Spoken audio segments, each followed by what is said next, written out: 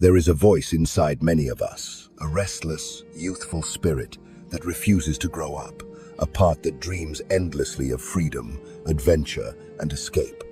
Carl Jung called this the Puer Aeternus, or the eternal boy. It is an archetype that captures both the magic and the peril of never fully maturing. The Puer Aeternus is the dreamer who never wants to face the harsh realities of life. He is the artist, the rebel, the wanderer who lives in the realm of possibility but struggles to commit to the demands of adulthood. This eternal boy can be charming and creative, yet also haunted by feelings of emptiness and fear of responsibility. In this exploration, we will dive deep into the psyche of the Puer Aeternus, uncovering its origins, its shadows, and the powerful potential for transformation it holds. We'll learn why this archetype is not simply a sign of immaturity, but a profound call to growth and individuation. Join me as we journey through the paradox of the eternal boy, how to honor his spark without being trapped by his illusions, and ultimately, how to become whole. Are you ready to meet the eternal boy inside you and learn what he can teach you about becoming truly yourself?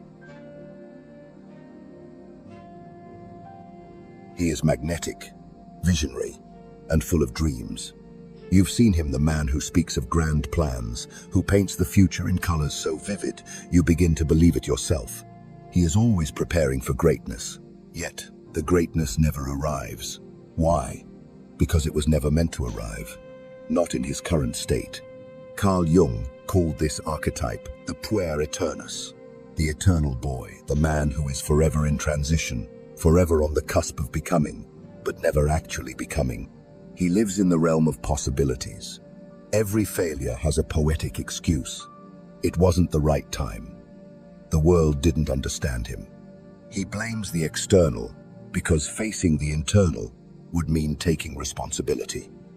You'll recognize him in a friend, a brother, a boyfriend, a father, an adult trapped in emotional adolescence, unstable, ungrounded, always searching, but never staying. To love this man is to exhaust yourself. You will offer support that vanishes into thin air. You'll give advice that drifts past him like the wind. And one day, you'll realize he doesn't want to move. The tragedy is not that he fails. The tragedy is that he chooses to never begin. He mistakes potential for progress and dreams for reality. Behind his youthful spark lies deep fear. The fear of growing up, of losing freedom, of confronting life's inevitable limitations. He idealizes perfection, the perfect woman, job, moment. And when reality doesn't match his fantasy, he withdraws, he abandons, he starts again. Each new dream becomes a new escape route from a truth he refuses to face.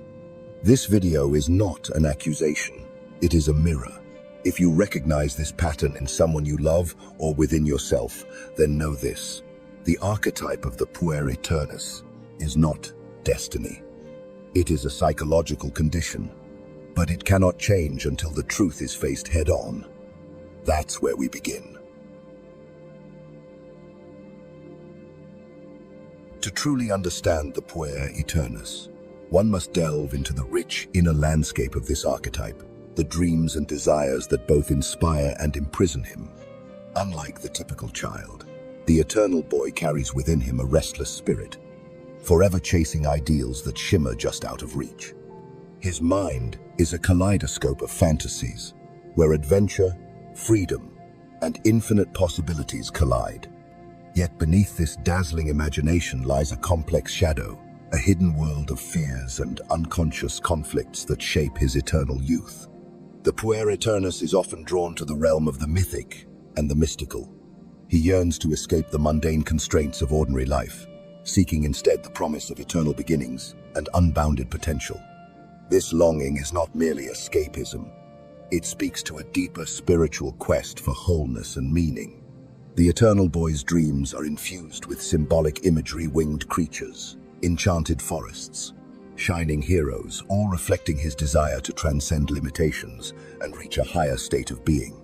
However, this quest is double-edged. The Pure's refusal to grow up is also a defense mechanism. protecting him from the harsh realities and responsibilities that come with maturity. His inner world, while vibrant and full of promise, is also a place of retreat. Here, fears of abandonment, failure, and loss lurk beneath the surface. The shadow of the Puer Aeternus manifests as a paralysis of will, an inability to commit, and a tendency towards self-sabotage. His dreams can become traps, illusions that prevent him from engaging fully with the world. In Jungian psychology, this shadow side is crucial to recognize and integrate. Only by acknowledging the fears and vulnerabilities hidden in the eternal boy's psyche can one begin the process of individuation, the journey toward becoming a whole, balanced individual. The inner world of the Puer is thus both a source of creative inspiration and a barrier that must be overcome.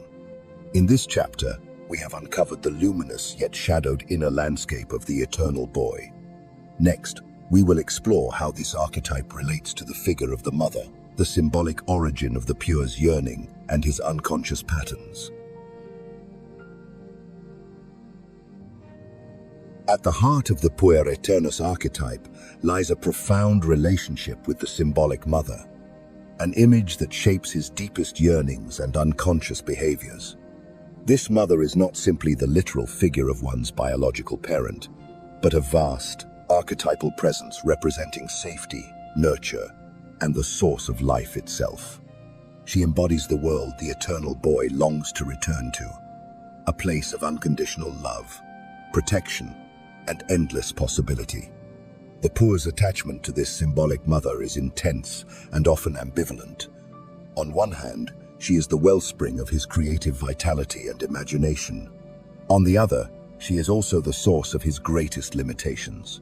The eternal boy clings to the comfort and security she represents, resisting the call to leave the nest and face the complexities of adult life. This attachment can trap him in a cycle of dependence and emotional immaturity, preventing the vital process of separation and individuation. Jung saw the Puer's struggle with the symbolic mother as a central psychological conflict, the tension between the desire for eternal youth and the necessity of growth. The mother archetype, while nurturing, can become suffocating if not transcended.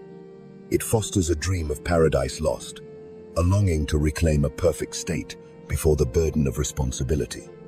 The Puer's refusal to detach is often rooted in unconscious fear, the fear of abandonment, loss, and existential loneliness. But what happens when the eternal boy finally confronts this shadowed attachment? What forces come into play when the symbolic mother is no longer a sanctuary but a prison? This is the pivotal moment in the journey of individuation, the threshold where the Puer must either break free and mature or remain forever trapped in his eternal youth. And it is here, at this crossroads, that the true challenge begins. Beneath the charismatic and youthful exterior of the Puer Aeternus lies a shadow often unseen, even by the eternal boy himself. This shadow is a complex web of fears, insecurities, and self-deceptions that quietly sabotage his growth. The eternal boy's charm and boundless enthusiasm can mask a profound vulnerability, terror of failure, rejection, and the harsh realities of life. The Puer's shadow manifests in avoidance and escapism. Rather than confronting difficulties head-on, he may retreat into fantasies, idealistic dreams, or addictive behaviors that offer temporary relief, but ultimately deepen his stagnation. This shadow is the internal force that whispers doubts, telling him he is not ready or worthy of the responsibilities adult life demands. Self-deception also plays a key role in the Puer's shadow. The eternal boy convinces himself that growth and maturity will come later, that he must wait for the right moment, or that someone else will rescue him from the pressures of life. This denial is a protective mechanism, but also a trapper refusal to face the painful but necessary process of transformation. Yet, the shadow is not merely a dark enemy to be feared or rejected. According to Jung, it is an essential part of the self, holding truths that must be acknowledged for true individuation to occur. The eternal boy's greatest challenge is to bring his shadow into the light, to recognize and integrate those hidden fears and illusions rather than letting them control him unconsciously. And here lies the crucial question. Can the Puer Aeternus face his shadow with courage and honesty, or will he continue to live in the illusion of eternal youth?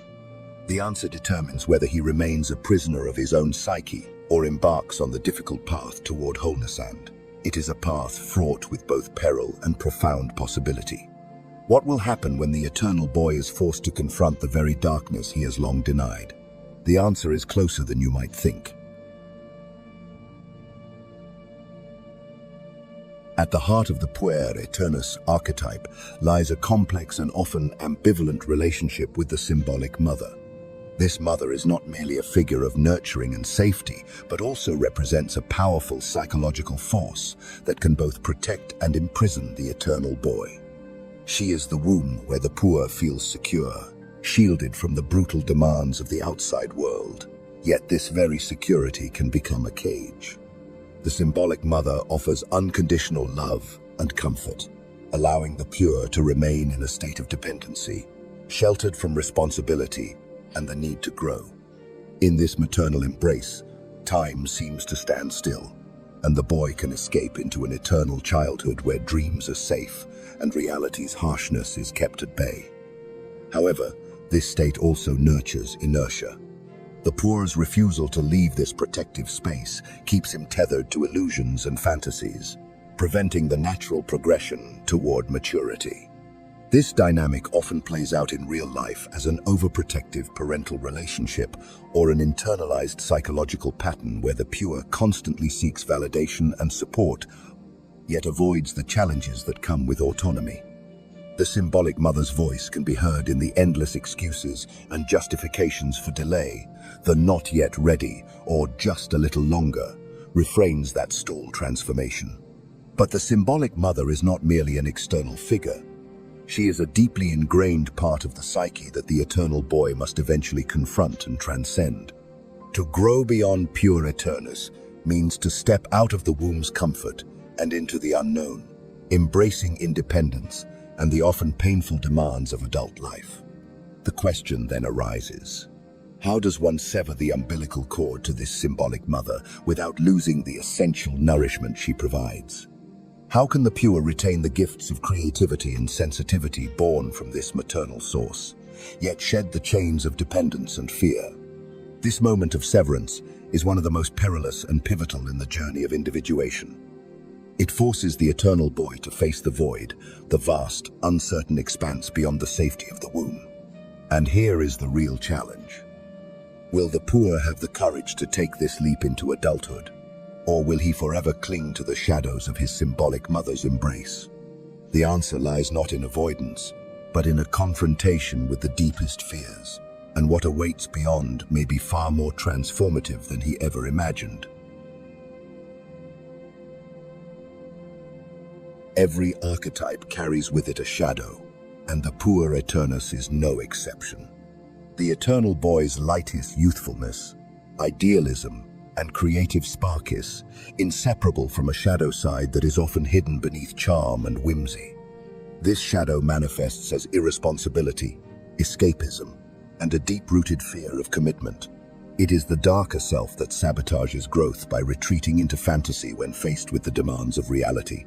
The Puer's shadow is a restless force, constantly resisting boundaries and discipline.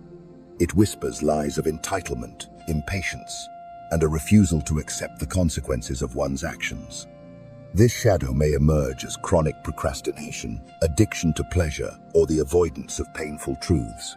It is the part of the psyche that refuses to grow up, clinging instead to the safety of eternal youth. To confront this shadow is to confront the parts of oneself that are most uncomfortable and unwelcome. It means recognizing the patterns of avoidance and self-deception that have kept the Puer trapped in a cycle of arrested development. But it also means understanding that this shadow is not evil, it is a wounded part of the self yearning for integration. By acknowledging and embracing the shadow, the eternal boy can begin to transform his energy from chaos into creative power. He learns that maturity does not mean losing the essence of youth, but harmonizing it with responsibility and purpose. This is the alchemical process of turning lead into gold, the painful but necessary journey toward wholeness.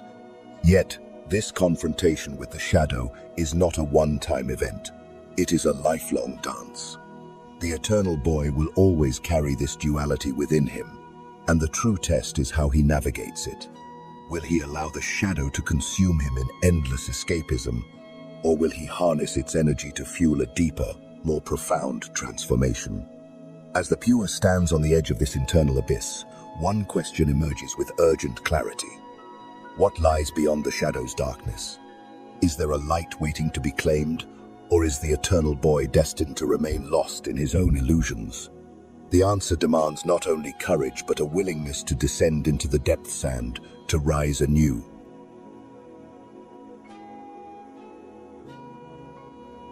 The journey of the Puer Aeternus is ultimately a journey toward individuation, the process Carl Jung described as becoming one's true, whole self. This path demands that the eternal boy shed the illusions of eternal youth and face the full spectrum of human experience, embracing both light and shadow. It is a quest for balance, where the playful spirit learns to coexist with the responsible adult within. Individuation is not about losing the youthful spark that makes the puer so vibrant and alive. Rather, it is about integrating that spark into a mature identity grounded in reality and purpose. It means taking responsibility for one's life, choices, and destiny, while preserving the creative freedom and wonder that fuels growth. This integration requires self-reflection, honesty, and the courage to face uncomfortable truths about oneself. Along this path, the Puer learns to navigate the tension between freedom and commitment. He discovers that true freedom does not come from avoiding responsibility, but from owning it fully. In doing so, he finds a deeper, more lasting joy than the fleeting pleasures of escapism. The eternal boy transforms into a man who can play with intention, love with depth, and create with meaning. But this transformation is neither swift nor easy. It requires a continual return to the self and ongoing dialogue between the parts of the psyche that resist and those that seek growth. The Puer's greatest challenge is to resist falling back into old patterns of avoidance when faced with life's hardships. Only through perseverance does the path to wholeness unfold. As the Puer stands at the threshold of maturity, the question remains, will he embrace the full complexity of life, or will he forever cling to the safety of his youthful illusions? The answer holds the key to not just survival, but profound transformation. And here lies the final truth. The eternal boy is not a curse to be discarded, but a sacred spark within us all. To master it is to master ourselves, and to step into a life that is not defined by fear or avoidance, but by courageous, creative becoming. Will you dare to take that step?